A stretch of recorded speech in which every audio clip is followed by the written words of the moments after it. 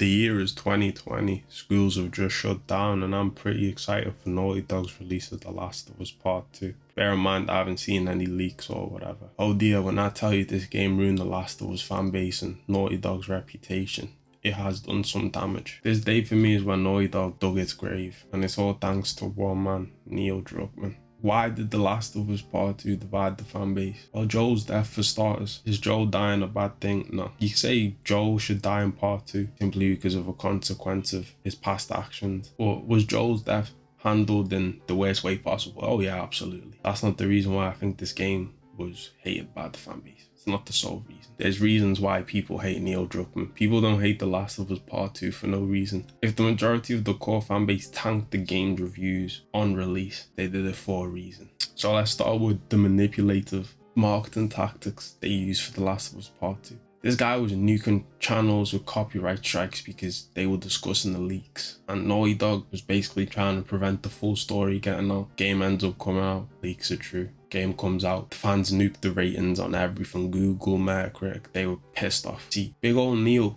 decided to lie to his core fanbase about Joel's involvement in the story. False advertisement, basically. Making it seem like Joel had a massive role in the story. Switching out scenes with different characters and putting Joel in there to make it seem like he had a bigger role in the story.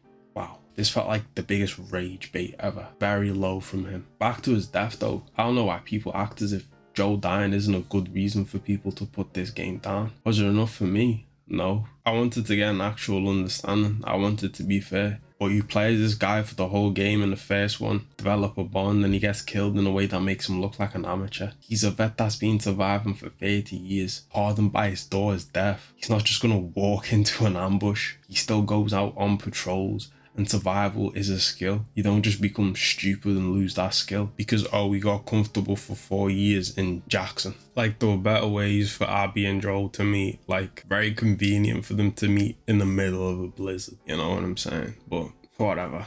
Corey Kenshin didn't even finish the game. Not that that's anything new. Did you see how mad he was when they killed Joel? Some of you guys just wouldn't understand, man. Joel and Ellie was The Last of Us. Without them, might as well call it a day. Is The Last of Us Part 2 a bad game? Nah, it's above average to me. Gameplay's decent, nothing special, but yes, it's decent. Is the story a masterpiece? Fuck no. It's mad underwhelming compared to the first. And that's where the division comes. Fanbase division has to be one of the most crazy divisions I've ever seen. You've got two extremes. You've got the ones that hate the game to the utmost degree, claiming there's nothing good about it. And you have The Last of Us Part 2 meet guzzlers. Oh my days, the way they defend this game, I'd rather be a part of the hate train. They have overrated this piece of media to the moon and back. IGN and critics think this was the best thing since sliced bread. Like Shakespeare put his hands on it. It should be studied in classrooms because of its narrative. There is nothing special about The Last of Us Part 2. Nothing. Oh wow, it tackles grief and trauma and is ambitious by putting you in the hands of the killer of your favourite character. How amazing, 10 out of 10 masterpiece.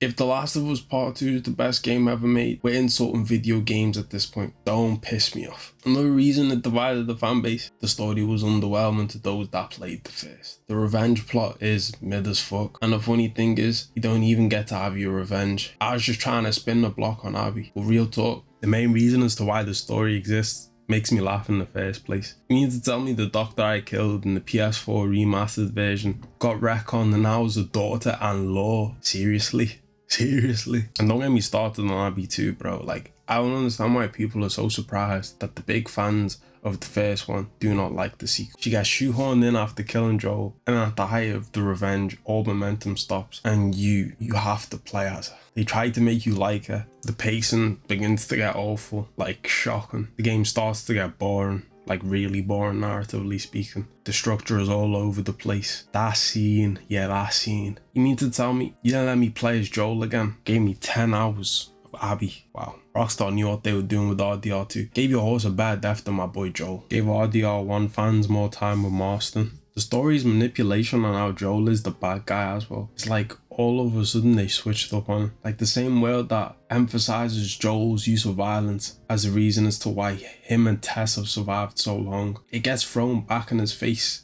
in part 2 because now apparently he's a bad man. Even though everyone's fucked up. Abby is very fucked up. The moment Joel saves her, she doesn't stop and think twice and kill him. Nah, she just thinks, let me torture him, which is just purely psychotic. Fireflies are very fucked up and get treated like saints. And the game makes you believe that a cure was going to save the world. Apparently some of the most dangerous zombies, the most fucked up humans, the world was already gone. Oh, but Joel deserved to die. Humanity would not have been restored, I'll tell you that. How do you even distribute a vaccine when the scars in WLF are at war and most people simply just don't get along? Ellie would have died for nothing. And then even if you flip it, you think Abby's dad wouldn't do the same for his daughter? I think you'll find most people like Ellie's days. I like Ellie's days, day 1 up to 3. But that 10-hour switch to Abby destroys the writing for me, and the pace makes the game real chore to get through. And it has to be one of the worst perspective switches I've ever seen. It's really dumb. And I've played through the whole game, but I just can't believe they couldn't think of a better structure for this game. And they really failed at trying to make it likable, even after the 10 hours was up. I'm not saying psychotic characters can't be likable, because Trevor in GTA exists, and he was a cannibal. So Barbie isn't funny, she isn't charismatic, she's not entertaining, she's stale as it gets, bro. She's very bland. And the only view a lot of players have of it is how much she was fiending to kill someone, making her look psychotic, like I said before.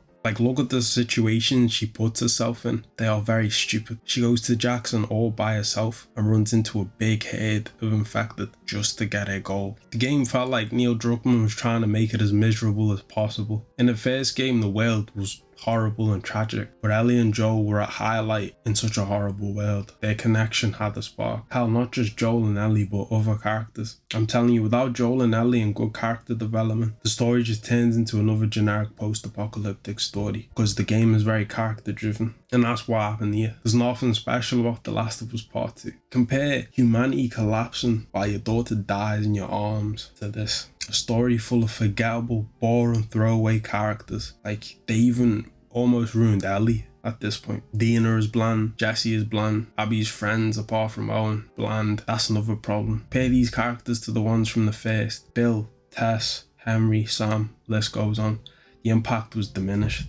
And it's like all character development goes out the window when talking about this game. And then the final thing that was just the cherry on top. The fact that the fans wanted their get back and couldn't get it. A whole 25-hour experience just to not get what they wanted. If I leave my family, my girl, my kid, my house, while living on this farm comfortable, and I leave, job is getting done. I'm moving like Wick, don't piss me off. Will I feel good after? No. I saw someone say, imagine John Wick goes through the entire movie killing mobsters, but at the end spares the guy who killed his dog. Like, the fan base that thinks this game is a masterpiece doesn't understand how stupid Ellie leaving Abby alive is. In a world where there's a lot of risk and consequence in traveling, Ellie leaving Abby alive is pretty stupid. She owes Abby nothing. They don't know each other, and she killed the father figure. From what I know, well, they hate each other. Duh. So why did she proceed to cut her down, you know? It would have made more sense if Ellie just saw her malnourished ass and was like, yo, I'm out this bitch. And The Last of Us guzzlers will say, I just don't understand the story. I understood. The story just isn't good. There was a sequel, wasn't as good. From my understanding, the people that absolutely adored the first absolutely despised the second. Like, I'm talking Joel and Ellie diehards, Ryder dies. Lovers of the second don't really care about the first like that from what I've seen. I could be wrong though. If you think Neil hasn't divided his massive Naughty Dog fanbase, then go look at the intergalactic reaction on his channel. Does that look like people still like Naughty Dog to you? Can't blame them. Druckmann's weird. And if you were to ask me, they shouldn't have made the part 2. They should have just kept it as a standalone franchise. Let the story have its moment. Kept Joel's decision very ambiguous. Made the remake moved on to another game after. I mainly did this video because I watched the season 2 trailer for the live action HBO show, and it's like, the story like this, I just personally don't think it's going to be a very good season. At least to the core fans. To the casuals, yeah, I think they'll enjoy it. They don't really know about Ellie and Joel like that. But hey, I'll watch season 2 cause why not? But to finish, The Last of Us Part 2 robbed Ghost of Tsushima, bro. Neymar the GOAT, yeah.